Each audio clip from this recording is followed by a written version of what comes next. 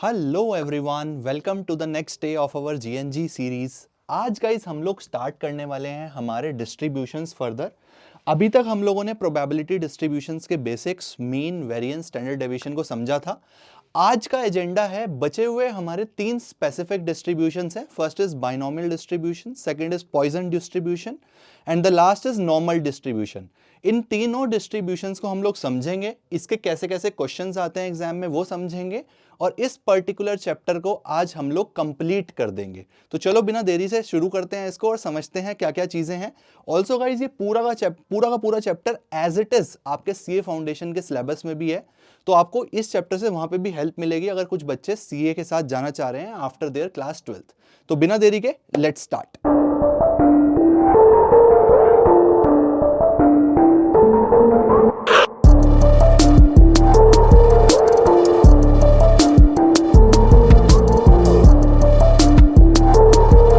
तो चलो बच्चों शुरू करते हैं हम लोग हमारे पहले टॉपिक के साथ, विच इज बाइनोमियल डिस्ट्रीब्यूशन। तो सबसे पहले हम लोग समझेंगे बाइनोमियल डिस्ट्रीब्यूशन क्या होता है। बाइनोमियल डिस्ट्रीब्यूशन को समझने से पहले हम लोग को एक कॉन्सेप्ट समझना है, which is the concept of Bernoulli trials. तो प्रोबेबिलिटी डिस्ट्रीब्यूशंस के केस में जो हमने प्रोबेबिलिटीज निकाली थी डिफरेंट डिफरेंट केसेस की, तो कुछ सिचुएशंस बनी थी कि विद रिप्लेसमेंट हो सकता है, विदाउट रिप्लेसमेंट हो सकता है।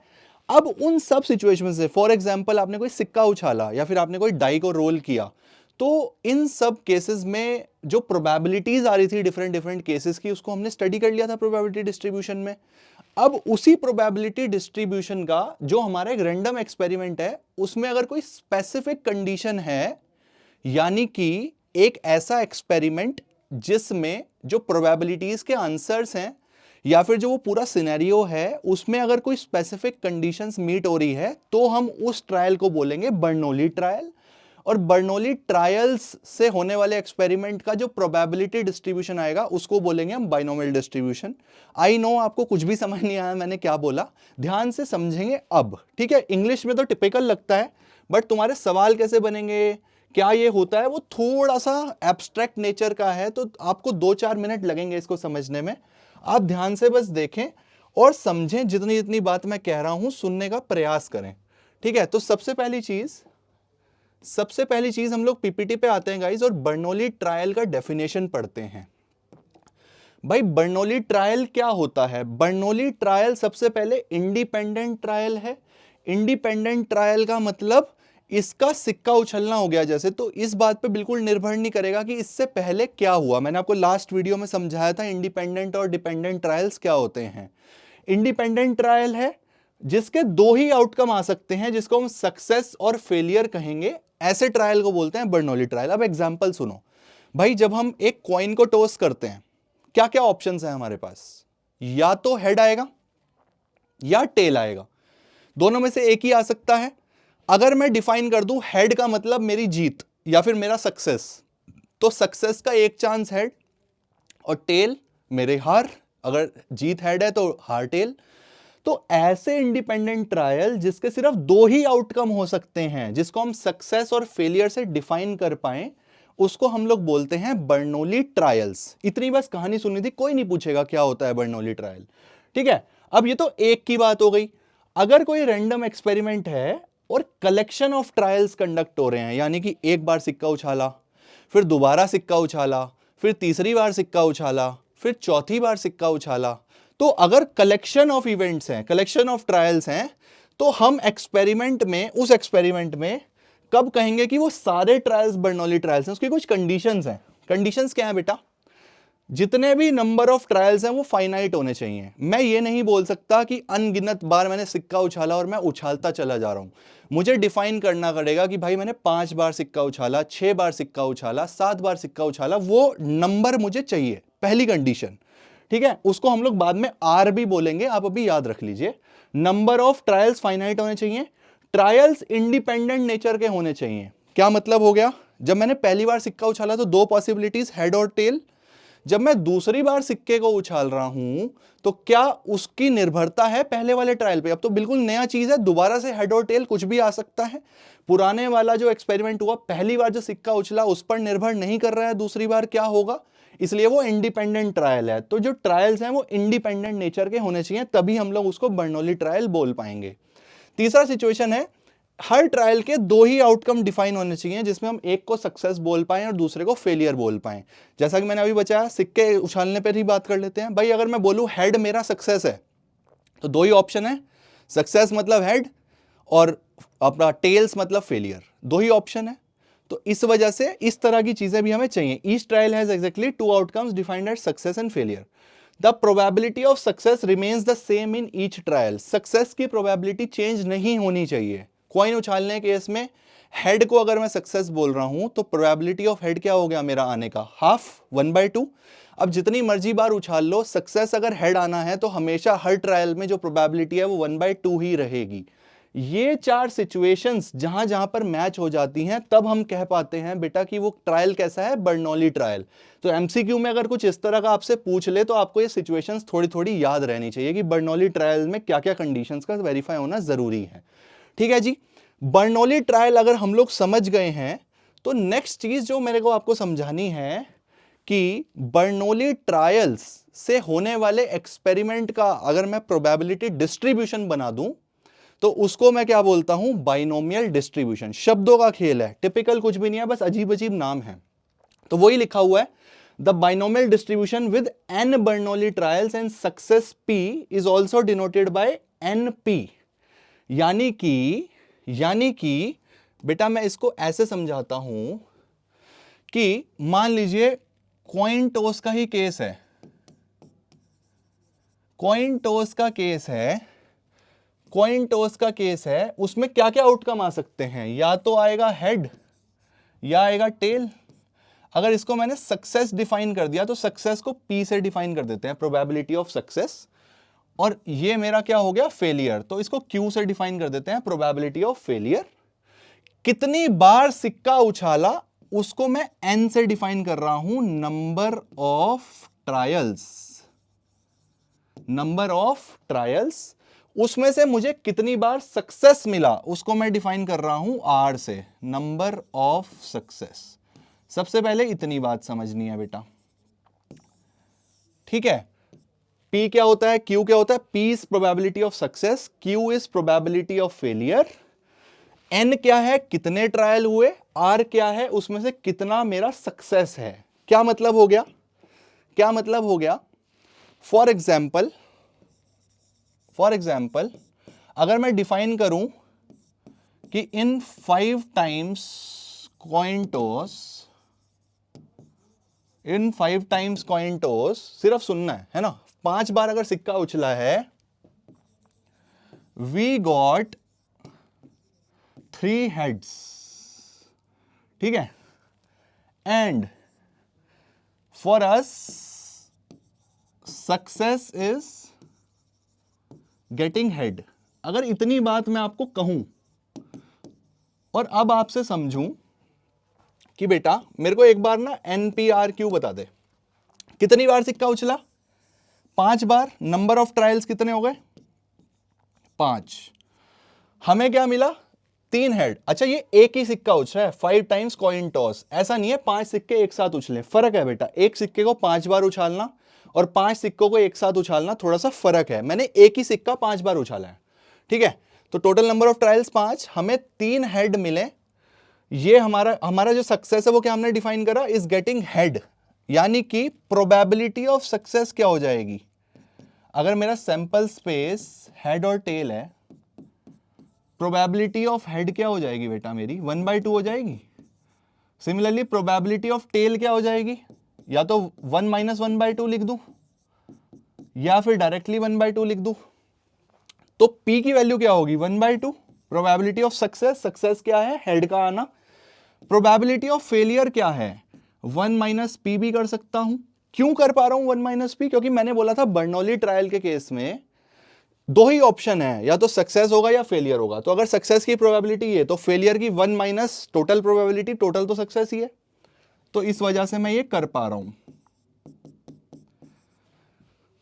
R क्या होगा यहां पर, वी शुड गेट 3 हेड्स, तो सक्सेस तो मैंने हेड आने को डिफाइन करा था, तो R मेरा 3 हो जाएगा। आप समझ पाए क्या कहना चाह रहा हूं मैं। आई नो क्लैरिटी थोड़ी कम हुई अभी भी, मैं सवाल से और बेहतर इसको बताऊंगा। ठीक है, इतनी बात समझ पाए, आई होप इतनी बात आप समझ पाए होंगे कि NPQR क्या होता है, बर्नौली ट्रायल क्या होता है। अब अगली कहानी सुनो, प्रोबेबिलिटी निकालने का तरीका सुनेंगे, प्रोबेबिलिटी निकालने का तरीका सुनेंगे,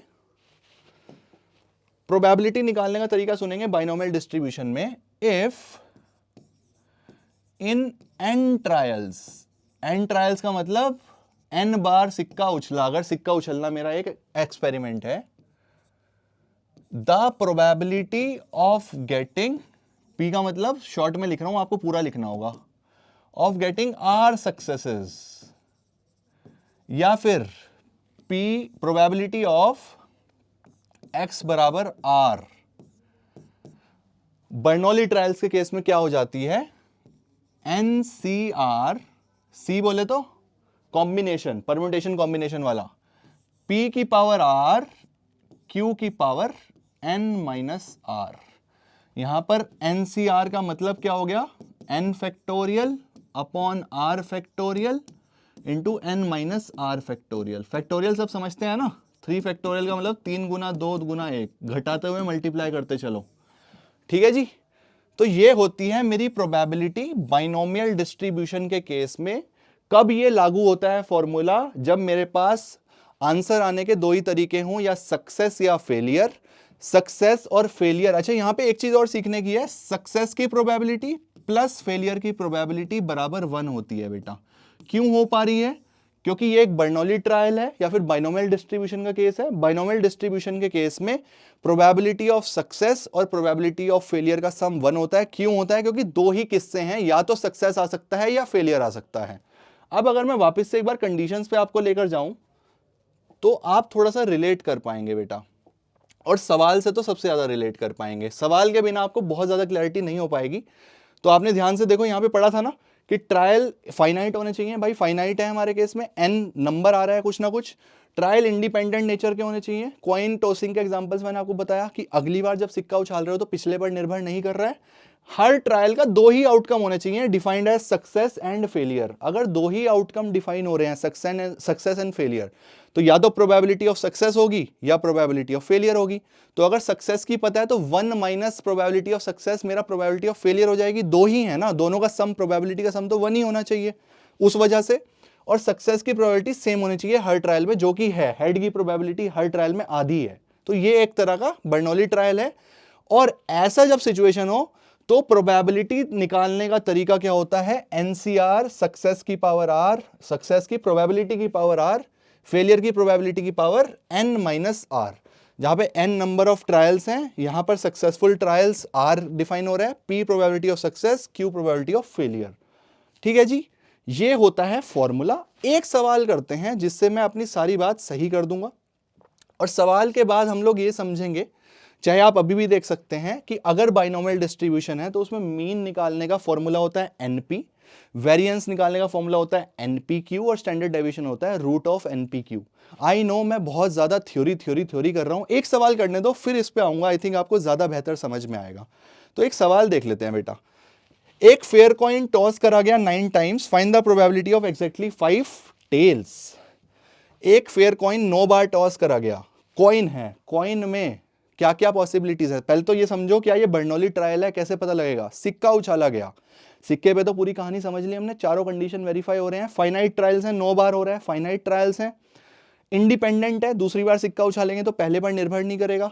उसके बाद दो ही पॉसिबिलिटीज हैं, सक्सेस मेरा क्या है, 5 टेल आना, यानी कि टेल आना मेरा सक्सेस है, 5 नहीं, टेल आना मेरा सक्सेस है। तो या तो टेल आएगा या हेड आएगा, यानी कि या तो सक्सेस है या फिर फेलियर है, वो भी कंडीशन सेटिस्फाई हो रही है।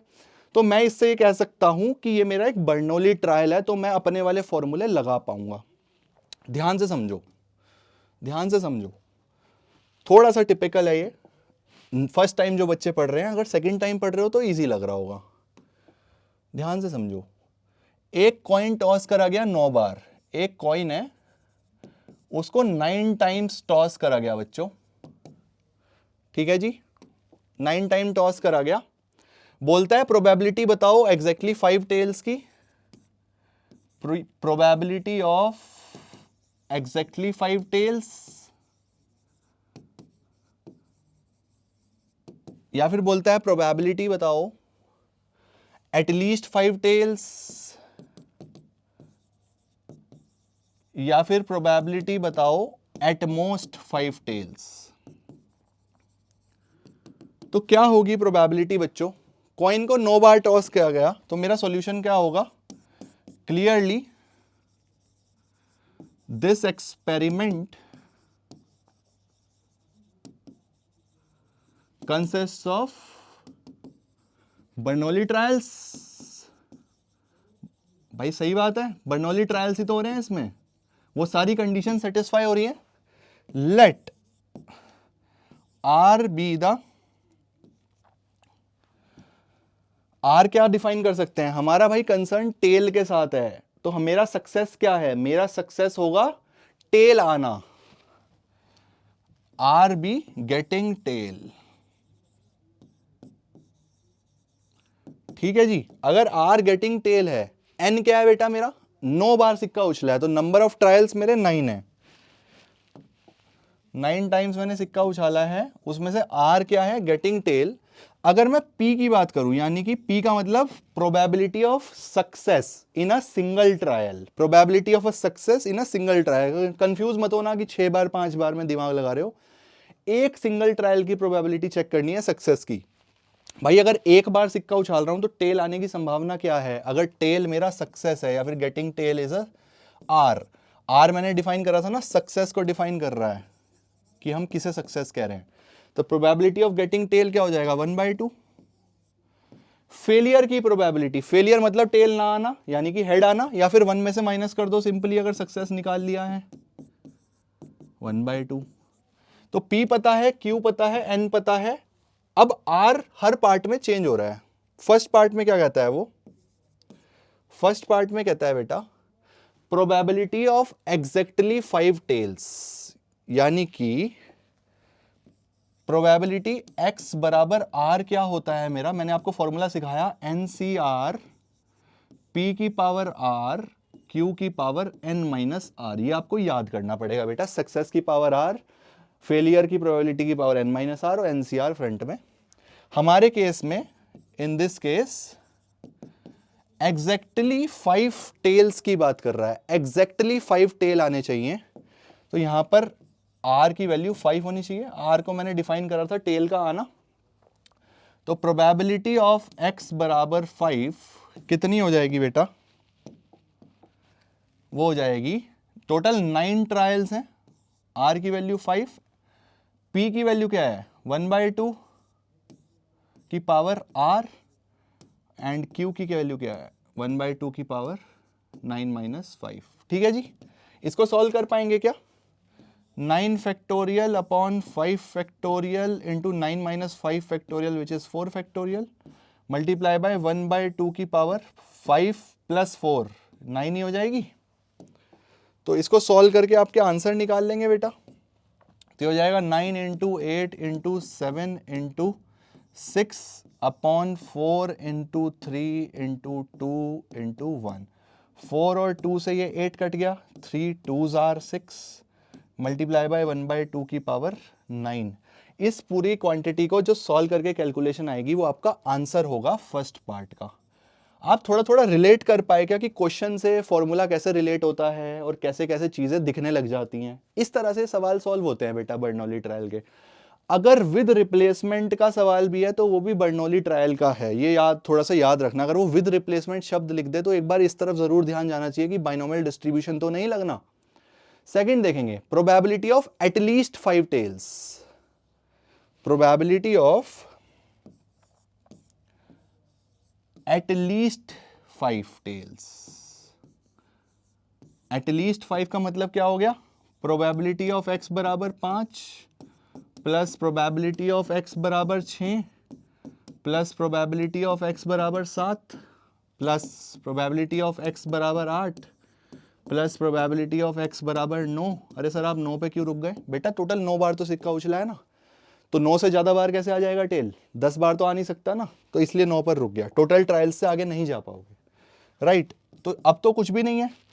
x बराबर 5 की प्रोबेबिलिटी आपने अभी कैलकुलेट करी थी, मैं दोबारा भी लिख देता हूं आपके लिए। तो ये क्या हो जाएगा? 9c5 p की पावर 5, p की वैल्यू 1/2 निकाल चुके हैं हम, q की power 9 minus 5 plus 9c6 p की पावर 6 q की power 9 minus 6 plus 9c7 p की पावर 7 q की power 9 minus 7 plus 9c8 p की पावर 8 और q की power 9 minus 8 that is 1 plus 9c9 p की पावर 9 q की पावर 9 माइनस 9 विच इज 0। तो अगर आप इसकी कैलकुलेशंस करेंगे बेटा तो इसमें से हाफ टू दी पावर 9 हर जगह से कॉमन आ रहा है और अंदर बच रहा है 9c5 plus 9c6 plus 9c7 plus 9c8 plus 9c9। ये मेरा आंसर हो जाएगा बच्चों। आपको यहां पे नहीं छोड़ना है, आप ये पूरा सॉल्व करके आएंगे, इसको सॉल्व। ठीक है, आई होप आप इस कैलकुलेशन को तो कर लेंगे। नेक्स्ट पार्ट क्या बोलता है वो, नेक्स्ट पार्ट क्वेश्चन बोलता है, ऐसे ही सवाल मिलेंगे पेपर में, चिंता ना करो, इजी इजी आते हैं इसमें से, बस ये समझना और कहां पे क्या लगना है, किसका मतलब क्या है, ये क्लियर होना चाहिए। नेक्स्ट पार्ट बोलता है कि अगला बताओ, एट मोस्ट 5 टेल्स आए, 9 बार उछाला, आर डिफाइन करा टेल आना, प्रोबेबिलिटी ऑफ गेटिंग टेल और हेड लिख दी पी और क्यू। अब बोलता है एट मोस्ट 5, यानी कि ज्यादा से ज्यादा 5, या तो 5 या उससे कम। सही है जी। तो इसका क्या क्या हो सकता है, ये हो जाएगा प्रोबेबिलिटी ऑफ x बराबर 0, प्रोबेबिलिटी ऑफ x बराबर 1, प्रोबेबिलिटी ऑफ x बराबर 2, probability of 3 plus probability of 4, ज्यादा से ज्यादा 5 प्लस प्रोबेबिलिटी ऑफ 5। अब तो फॉर्मूला लगाना है बेटा, पता चल गया बाइनोमियल डिस्ट्रीब्यूशन है, बर्नौली ट्रायल है, तो डायरेक्टली फॉर्मूला लगेगा 9c0 p की पावर r यानी कि p की पावर 0, q की पावर n माइनस r यानी कि 9 माइनस 0 प्लस 9c1, अब मैं डायरेक्ट लिख दूं क्या, हाफ की पावर 1, हाफ की power 9 minus 1 8 plus 9c2 half की पावर 2 प्लस हाफ की पावर 7। कैसे आ रहा है, आई होप आप समझ पा रहे हैं बच्चों।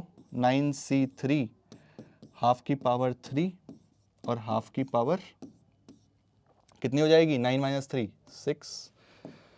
ऐसे ही 9c4 और 9c5 लिख दीजिए।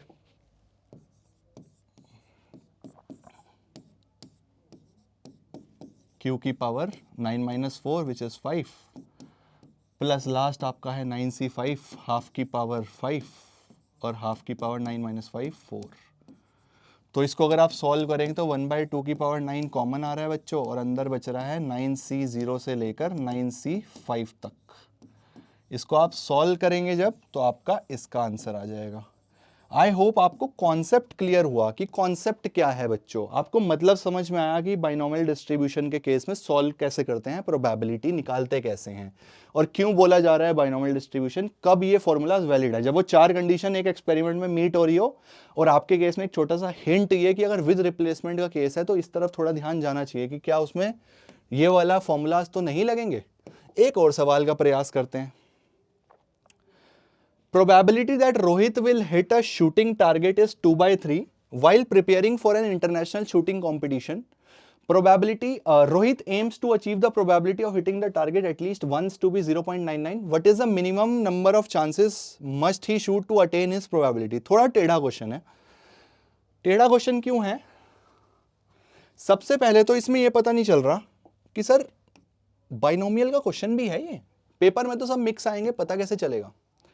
मैंने कहा बेटा तू पहली स्लाइड वाली कंडीशंस को याद कर।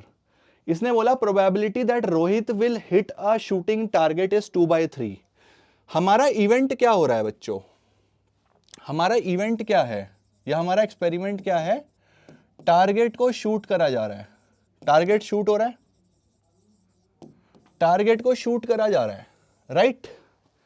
सबसे पहले मुझे ये बताओ टारगेट शूट करने में क्या क्या संभावनाएं हो सकती हैं, क्या मैं इसको सक्सेस और फेलियर में डिफाइन कर सकता हूं? हां सर कर सकता हूं। यहां तो शूट हो जाएगा, टारगेट को अगर शूट कर रहे हैं हम लोग तो या तो लग जाएगा या फिर नहीं लगेगा। तो इसका मतलब मैं इसको सक्सेस और फेलियर में तोड़ पाया।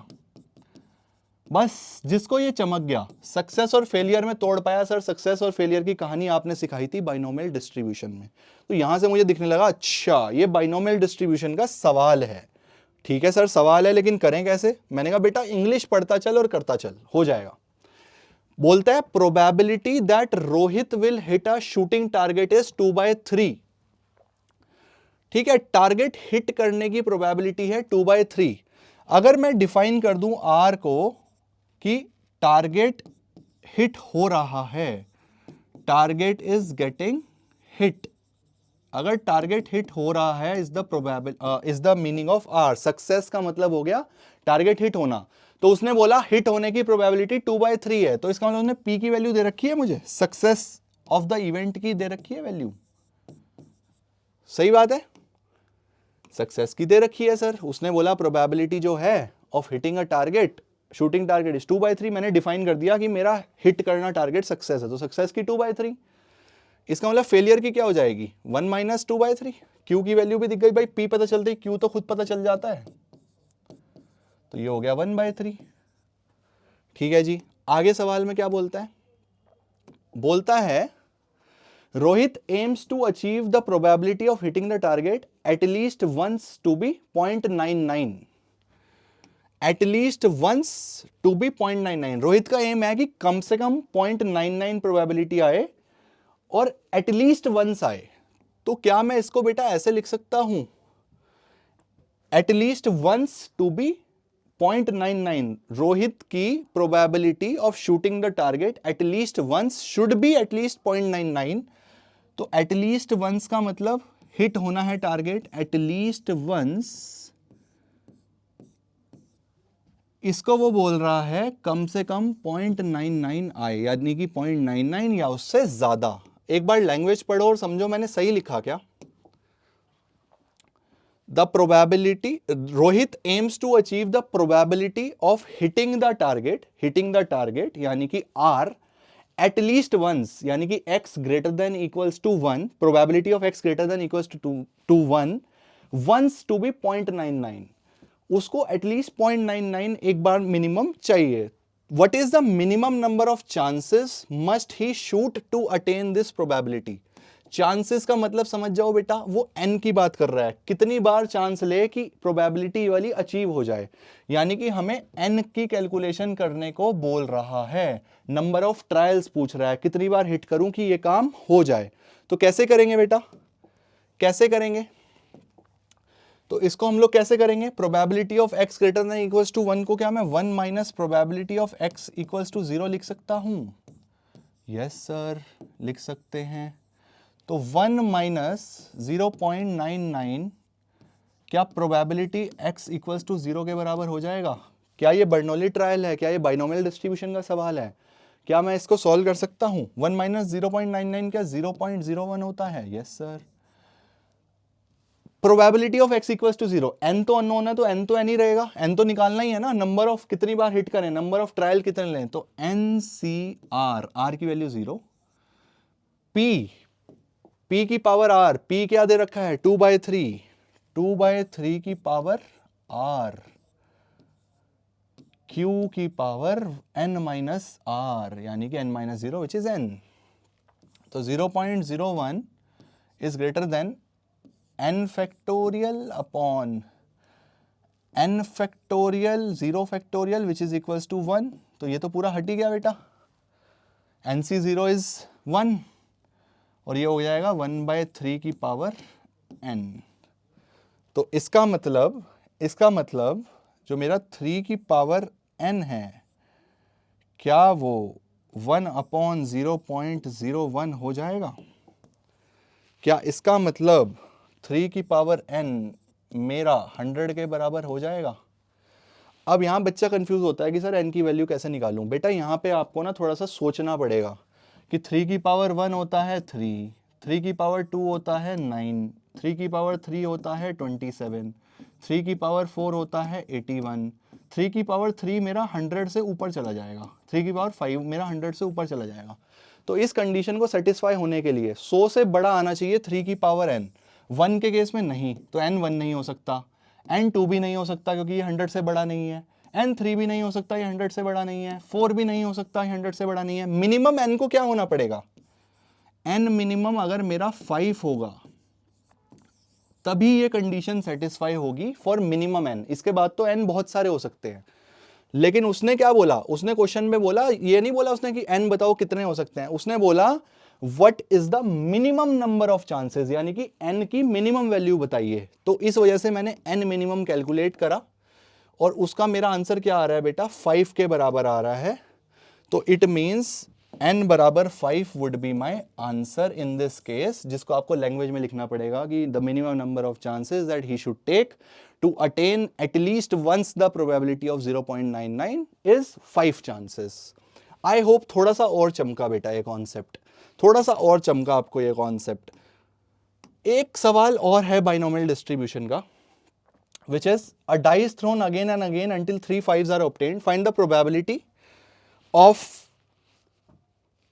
क्या लिखता है, find the probability of obtaining the third 5 in the 7th throw of the dice। चलो जी इसे भी देख लेते हैं, ये थोड़ा लैंग्वेज का खेल कर रहा है। बोलता है एक डाई को फेंका गया अगेन एंड अगेन, बार बार फेंका गया जब तक 3 बार हेड ना आ जाए। लैंग्वेज सुनेंगे,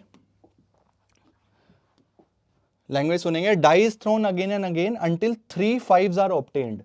मैंने बार बार ड्राई को फेंका, 1 से 6 तक कुछ भी आ सकता है, तब तक फेंका जब तक 3 बार 5 ना आ जाए।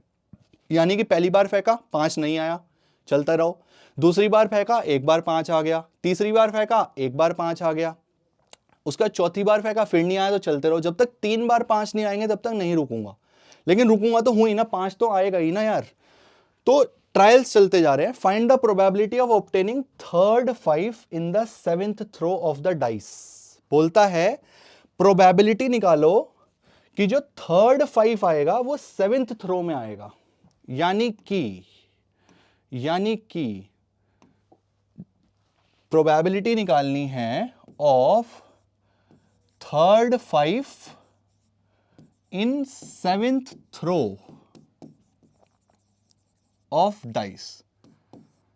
इस बात की संभावना निकालनी है बेटा। सबसे पहले ये बताओ, अगर मैं सक्सेस का मतलब 5 आना कह दूं तो क्या ये बर्नौली ट्रायल बन सकता है क्या? डाई उछाल रहे हैं, या तो 5 आएगा या 5 नहीं आएगा, राइट? या तो 5 आएगा या 5 नहीं आएगा, तो इसका मतलब सक्सेस और फेलियर वाली सिचुएशन तो है यहां पे। तो अगर मैं आर को डिफाइन कर दूं 5 का आना, आप मत लिखना बेटा ऐसे, ये मैं समझाने के लिए लिख रहा हूं। आर को मैंने डिफाइन कर दिया 5 का आना ऑन अ डाइस। डाइस क्या होता है पता है ना? डाइस समझते हो ना बेटा? ये होता है डाइस, इस पे 1 2 3 ऐसे लिखे होते हैं नंबर्स। 5 का आना, यहां क्या बोल रहा है, प्रोबेबिलिटी निकालनी है कि जो तीसरा 5 आए वो 7th थ्रो में आए।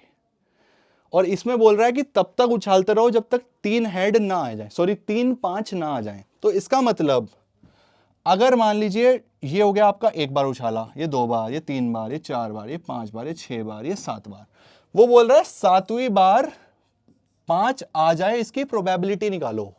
Probability of third 5th in the 7th throw of die. और मेरे को क्वेश्चन में ये बोला गया कि डाई को तब तक उछालना है जब तक 3 5 ना आ जाए। A die is thrown again and again until 3 5s are obtained। तो रुकना ही होगा मुझे 7वें पर, जब तीसरा 5 आ जाएगा तो रुक जाऊंगा मैं। तो क्या इसका मतलब हो गया, अगर तीसरा 5 7वें पे आने की संभावना निकाल रही है, तो क्या मैं कह सकता हूं कि शुरू के जो 6 थे, शुरू के 6 ट्रायल्स में से 2 5 आ गए होंगे?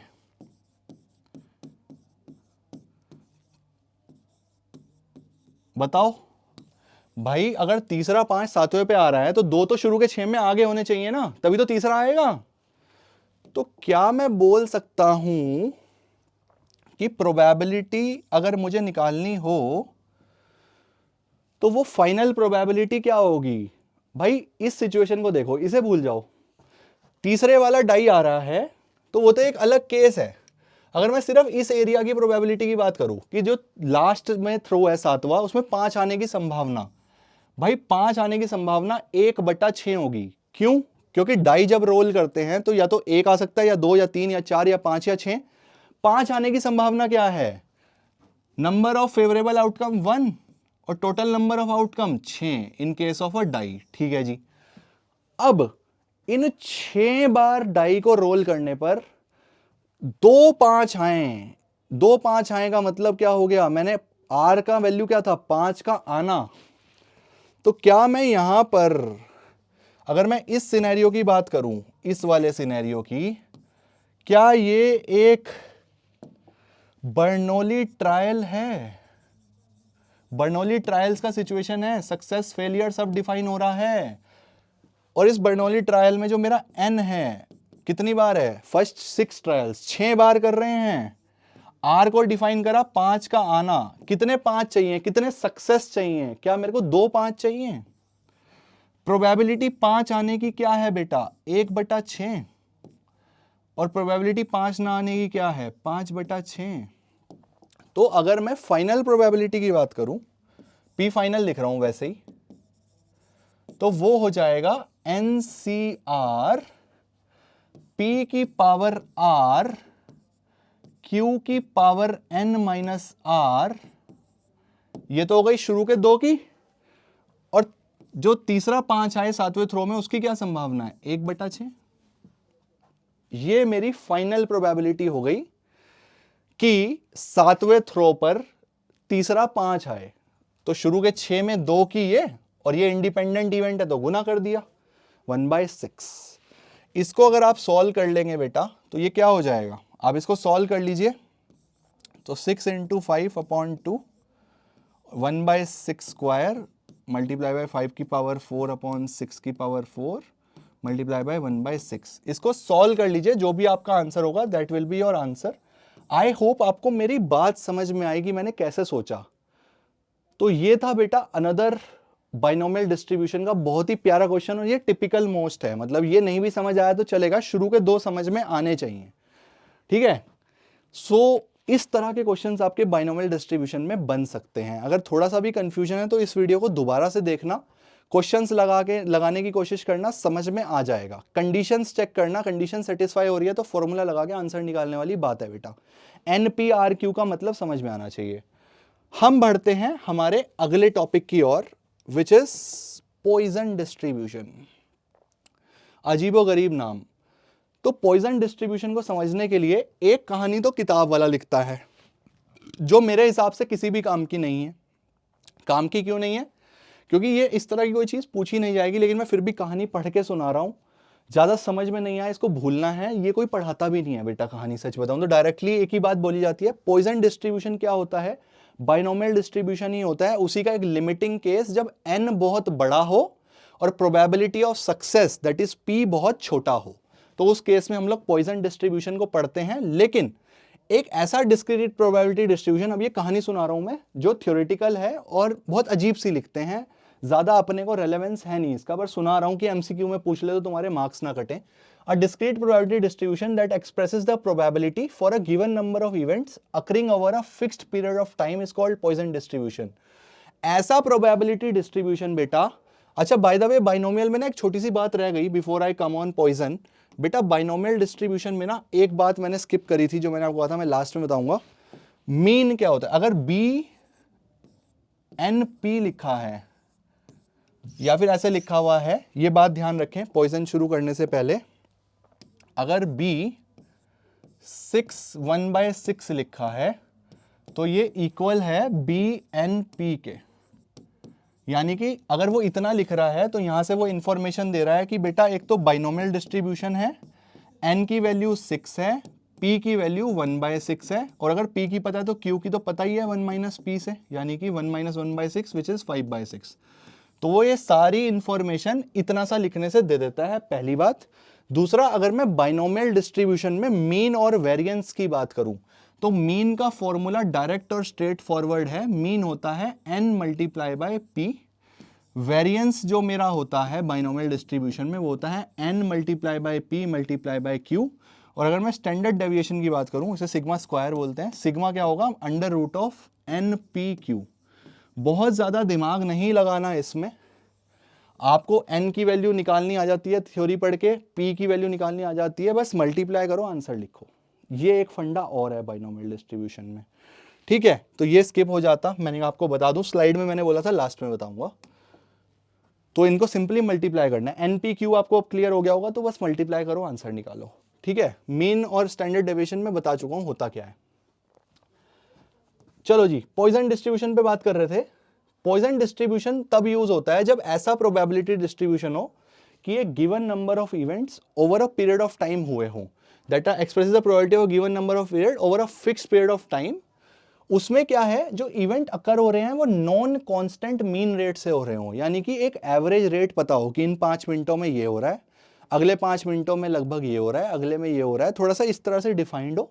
इवेंट्स इंडिपेंडेंट होने चाहिए, इंडिपेंडेंट तो चाहिए ही बेटा इसमें, है ना। जैसे बाइनोमियल का लिमिटिंग केस है तो इंडिपेंडेंट तो चाहिए कि जो अगले 5 मिनट में हो रहा है वो पिछले 5 मिनट पर निर्भर ना करे। Rate of occurrence of event constant होना चाहिए और टाइम पर बेस नहीं होना चाहिए, यानी कि जो रेट है इवेंट होने का वो कांस्टेंट हो, समय पर निर्धारित ना हो। अगर मेरे को पता है कि 5 इस 5 मिनट में होने हैं तो वो कांस्टेंट हो, फिर अगले 5 मिनट में भी 5 ही हो। लास्ट कहता है probability of an event proportional होना चाहिए length of the period of time के। जो प्रोबेबिलिटी है किसी भी इवेंट की वो डायरेक्टली प्रोपोर्शनल हो कि कितने पीरियड ऑफ टाइम का निकाल रहे हैं, यानी कि अगर प्रोबेबिलिटी 1 है 5 मिनट का और प्रोबेबिलिटी 2 है 10 मिनट का, तो P1 अपॉन P2 5/10 के बराबर होना चाहिए। अब मुझे पता है बच्चों की ये कहानी सुन के तुम यही कहोगे सर कुछ भी समझ नहीं आया। सच बताऊं तो इसकी बिल्कुल जरूरत नहीं है बेटा, इसको एक बार रीडिंग मार लियो, एमसीक्यू में अगर फंस गया तो दिक्कत है।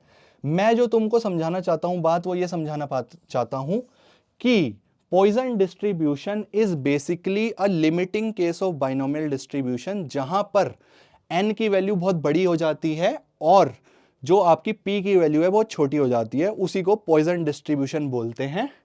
पॉइजन डिस्ट्रीब्यूशन का एक फॉर्मूला होता है स्ट्रेट फॉरवर्ड, जो आपको याद रखना पड़ेगा, जो आपको याद रखना पड़ेगा।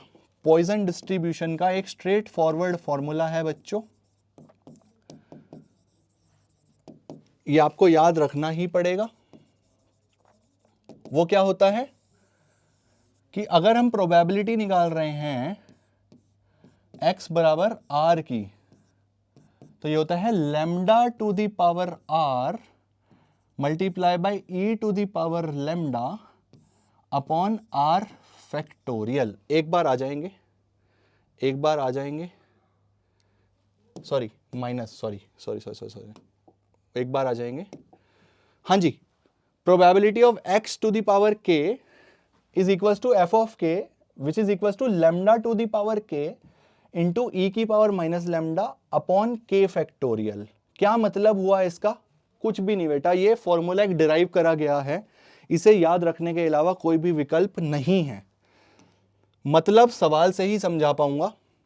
सबसे पहले तो आपको ये बात क्लियर होनी चाहिए कि अगर आपको पॉइजन डिस्ट्रीब्यूशन शब्द लिखा हो और उस केस में आपको probability of x to the power 0 निकालना है फॉर एग्जांपल, तो आप यहां पर लिखेंगे lambda to the power 0 into e to the power minus lambda upon 0 factorial.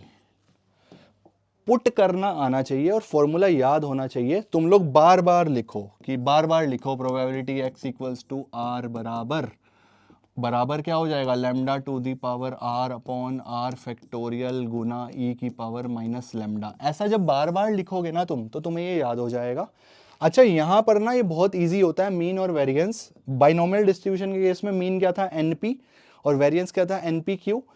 Poisson distribution के केस में मीन और वेरिएंस दोनों बराबर होते हैं और दोनों लैम्डा के इक्वल होते हैं।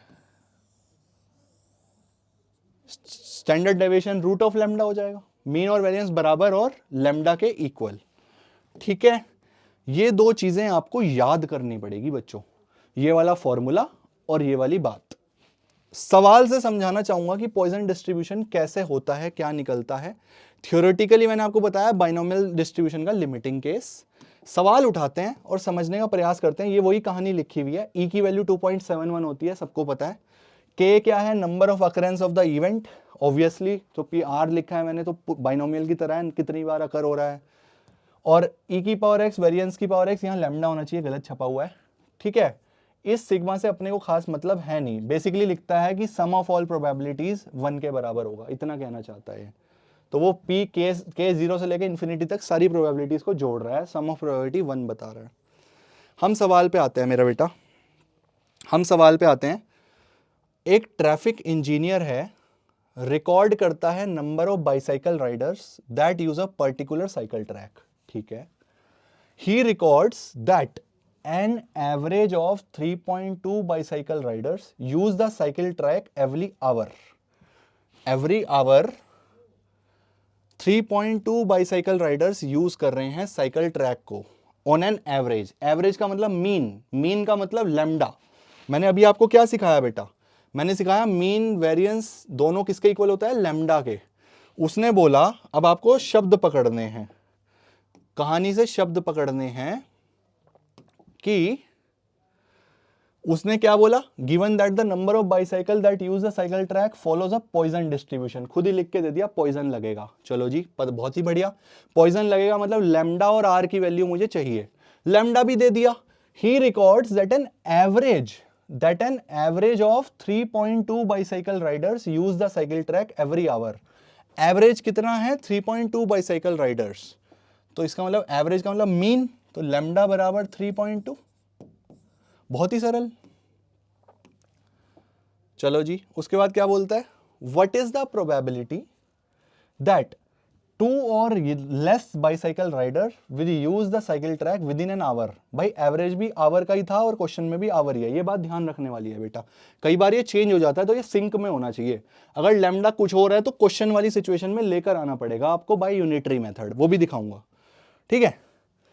तो 2 और लेस बाइसाइकिल राइडर का बताना है प्रोबेबिलिटी जो यूज करेंगे within an hour using Poisson distribution. 2 और लेस यानी कि probability of x less than equals to 2 बताना है यूजिंग आपका पॉइजन डिस्ट्रीब्यूशन, जहां लैम्डा पता है और r उसने क्वेश्चन में दे दिया। तो इसका मतलब क्या हो गया, प्रोबेबिलिटी x बराबर 0 प्लस प्रोबेबिलिटी x बराबर 1 प्लस प्रोबेबिलिटी x बराबर 2। समझे क्या बेटा? तो ये क्या हो जाएगा आपका, ये क्या हो जाएगा बेसिकली आपका प्रोबेबिलिटी x बराबर 0, x बराबर 1 और x बराबर 2। अब यहां पे फॉर्मूला लगाएंगे बेटा, आपको फॉर्मूला बताया था मैंने, दोबारा से लिख रहा हूं बेटा ताकि आप भी समझो कि लिख लिख कर ही याद होगा। मैंने आपको फॉर्मूला बताया था, प्रोबेबिलिटी x बराबर r is equals to lambda to the power r multiply by e to the power minus lambda upon r factorial, यही सिखाया था ना। तो यहां पर पुट कर दो lambda to the power r, lambda क्या है 3.2 to the power r, r क्या है 0, e to the power minus lambda upon r factorial, simple. Plus x बराबर 1 के लिए lambda to the power r e to the power minus lambda upon r factorial, plus lambda to the power r इस बार 2 है, e to the power minus lambda upon 2 factorial, इस तरह से बेटा। अब तो बेटा कैलकुलेशंस हैं, e की पावर माइनस 3/2 कॉमन ले लिया, क्या बचा 1 upon 1 plus 3.2 upon 1 factorial plus 3.2 का होल स्क्वायर ही बचा ना, हाँ, होल स्क्वायर अपॉन 2 फैक्टोरियल। अब इसको सॉल्व कर लो बेटा, कैलकुलेशंस आप कर सकते हो। 1 फैक्टोरियल 1 होता है, 2 फैक्टोरियल 2 होता है, 3.2 को डिवाइड करना है, 3.2 के होल स्क्वायर को डिवाइड करना है, इसकी वैल्यू दी जाएगी अक्सर। e की पावर माइनस 3/2 की वैल्यू या तो क्वेश्चन में देगा, अगर नहीं देगा तो एज इट इज छोड़ सकते हो आप।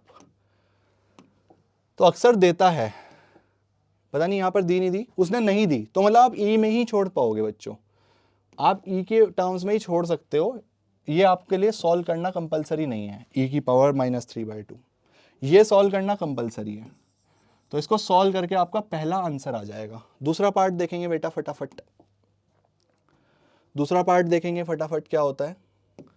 दूसरा पार्ट होता है find the probability that 3 or more bicycle riders will approach the intersection within an hour. 3 या 3 से ज्यादा bicycle rider within an hour, 3 या 3 से ज्यादा बाइसाइकिल राइडर 3 या 3 से ज़्यादा bicycle rider within an hour, तो ये किसके बराबर हो जाएगा बेटा, आप बताओ किसके बराबर हो जाएगा। टोटल उसने इसको p greater than equal to 3 को क्या मैं ऐसे लिख सकता हूँ, 1 माइनस p लेस देन 3, या फिर इसको ऐसे लिख सकता हूँ 1 minus p of 0, p of x बराबर 0 माइनस p ऑफ x बराबर 1 माइनस p ऑफ x बराबर 2, ये लिख सकता हूं। अब आपको डायरेक्टली फॉर्मूला ही लगाना है, इंग्लिश से यहां तक पहुंचना है। पॉइजन डिस्ट्रीब्यूशन वो लिख के ही दे रहा है, अक्सर लिख कर ही देगा वो। अब तो फॉर्मूला लगा लो बेटा, तो 1 माइनस लैम्डा आपको पता है 3.2 की पावर r e की power minus lambda upon r factorial minus 3.2 की पावर 1 e की power minus 3/2 upon 1 factorial minus 3.2 का होल स्क्वायर e की पावर माइनस 3/2 अपॉन 2 फैक्टोरियल।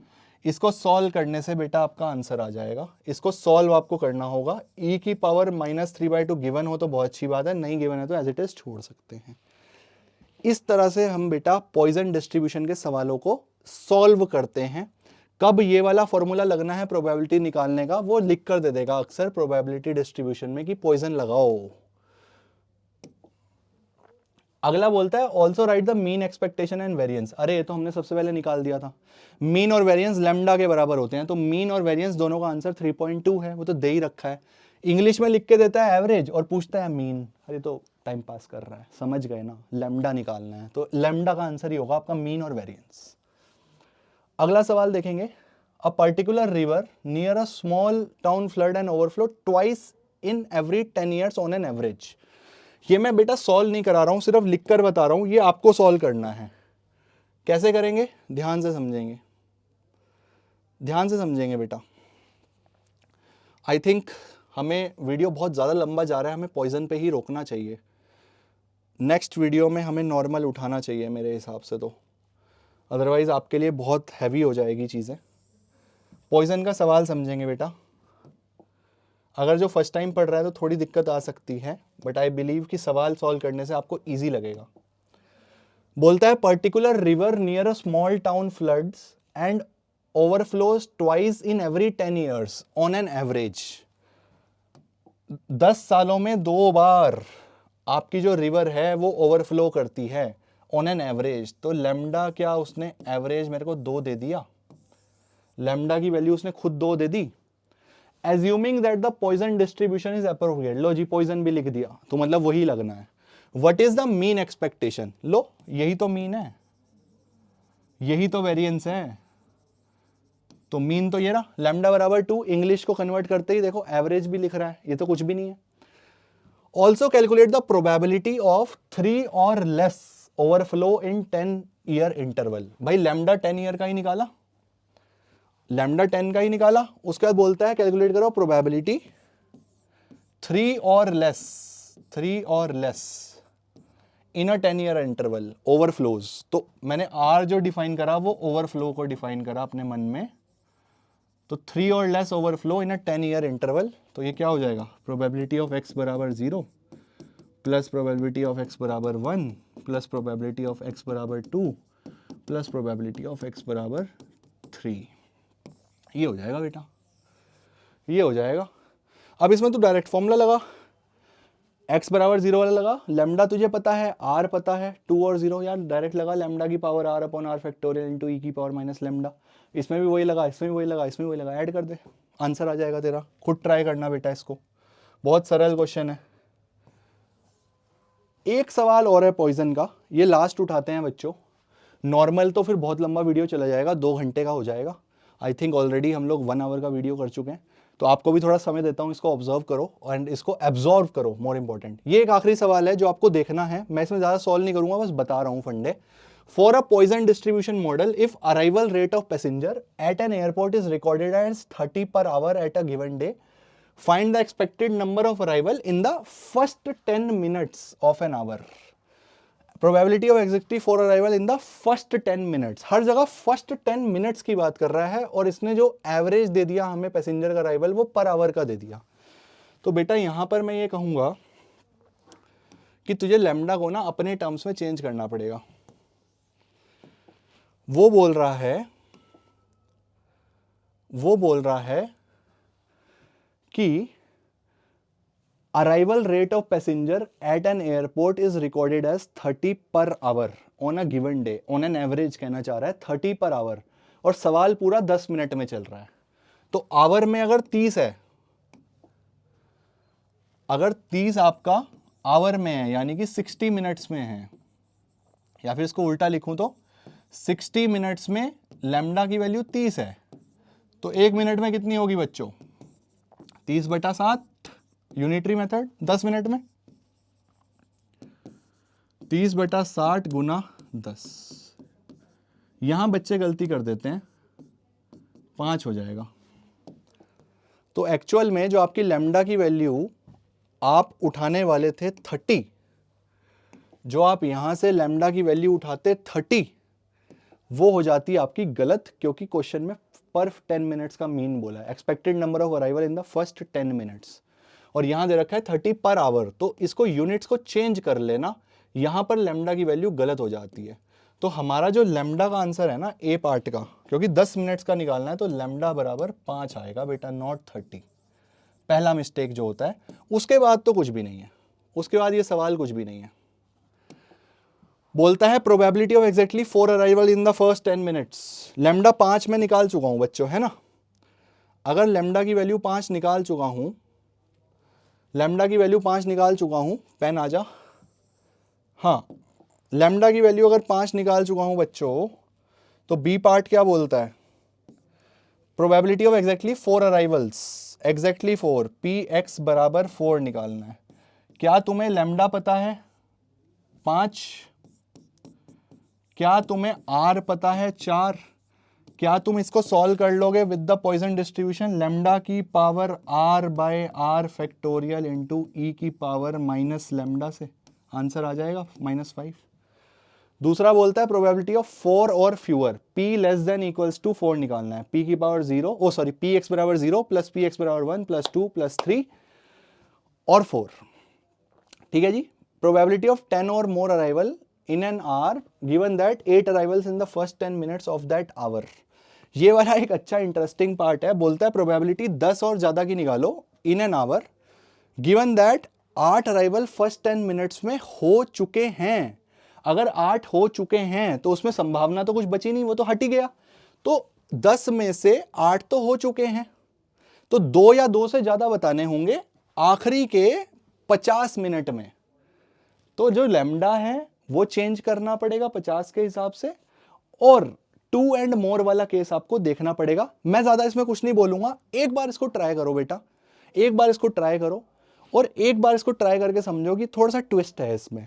आपको इसका सॉल्यूशन हर जगह बुक्स वगैरह में मिल जाएगा, सॉल्यूशन की टेंशन नहीं लेनी, बट जो मैंने कहानी कही है ना उसको समझो कि 8 हो चुके हैं, तो प्रोबेबिलिटी निकालने की जरूरत नहीं है 8 की। 10 और मोर में से 8 हो चुके हैं, तो 2 या 2 से ज्यादा बचे हुए 50 मिनट में आपको कैलकुलेट करने हैं, और यूनिटरी मेथड से लैम्डा 50 मिनट वाला ले लियो। भाई इतना मैं कहना चाहता हूं। ठीक है, ठीक है मेरा बेटा, थोड़ा सा आज कॉम्प्लिकेटेड लगा होगा लेक्चर। इसके बाद हमें नॉर्मल डिस्ट्रीब्यूशन पढ़ना था, बट ऑलरेडी लेंथ बहुत लंबा जा रहा है लेक्चर का, तो मैं चाहूँगा कि आप यहाँ तक सांस लें। यहाँ तक सांस लेके जैसे मैंने सवाल कराए हैं इसी तरह के सवाल आपकी बुक्स में भी अवेलेबल हैं, वो सब पॉइजन और बाइनोमियल दोनों के कर डालें। नॉर्मल डिस्ट्रीब्यूशन छोटा सा टॉपिक है, कोशिश करूंगा कि आपको या तो कल मैं 2 वीडियोस दे दूं, एक नॉर्मल का दे दूं और साथ में अगले टॉपिक का दे दूं, या फिर आज अगर लेट नाइट पे स्कोप बचा चैनल पे तो आज ही नॉर्मल का भी डालने का प्रयास कर लेंगे। कल ही करेंगे, वैसे आज के लिए बहुत ज़्यादा हो जाएगा आपके लिए। तो इस वीडियो के लिए इतना ही रखते हैं। Binomial distribution and Poisson distribution, हर तरह का सवाल मैंने आपको करा दिया, हर चीज़ समझा दी अच्छे से। अब आप लोग इसमें थोड़ी सी प्रैक्टिस करें, इसे समझें, 2-3 बार वीडियो को देखें अगर आपको कोई कन्फ्यूजन हो रहा है। बुक में थोड़े एग्जाम्पल्स को रीड करें, पेन चलाएं, समझ आ जाएगा। कुछ भी टिपिकल नहीं होता बेटा, फर्स्ट टाइम टिपिकल रखता है। फॉर्मूला स्ट्रेट फॉरवर्ड है, बस याद होने चाहिए। I hope I am clear on my note. इसी के साथ मिलते हैं बेटा नेक्स्ट वीडियो के साथ, और देखते हैं और हम क्या क्या चीज़ें पढ़ सकते हैं। थैंक यू सो मच, मिलते हैं नेक्स्ट वीडियो में, नॉर्मल डिस्ट्रीब्यूशन को ख़त्म करेंगे। Bye bye.